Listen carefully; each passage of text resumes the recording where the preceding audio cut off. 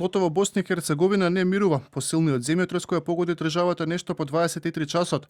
Потресот со магнитуда од 5,7 степени бил на длабочина од 5 километри близу градот Столац во западниот дел од земјата. По првичниот потрес кој траел околу 30 секунди, следувале уште 40 на авторшокови, од кои дел биле со јачина помеѓу 4,2 и 4,4 степени според Рихтер. Може да очекуваме и во следниот период да имаме потреси.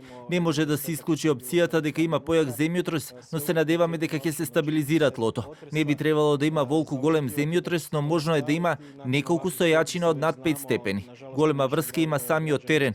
Тука станува збор за камен и тоа е многу подобра опција отколку да имаме растресито тло, како што имаме во Петриње, бидејќи тоа го зголемува ефектот на потресот. Можно е да се каже дека е среќа во несреќа што земјотресот се случи тука. Бесона ноќ за жителите на Херцеговина, голем дел од нив вечерта ја минаа во своите автомобили. Во неколку града пријавена е материјална штета. Оштетени се куќи и стамбени згради, а забележани се и одрони на неколку патишта кои водат кон Херцеговина.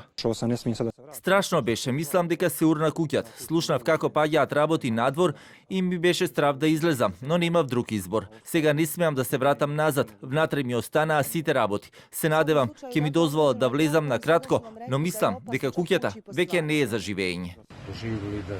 Бегавме како да е војна состојба. Страшно беше. Членот на претседателството на Босна и Херцеговина Милорад Додик најави дека општината Љубин ќе добија финансиска помош во висина од 500.000 конвертабилни марки за санирање на штетите. Земјотресот беше почувствуван и во Македонија, Црна Гора, Хрватска, Србија, Словенија, Италија и Албанија.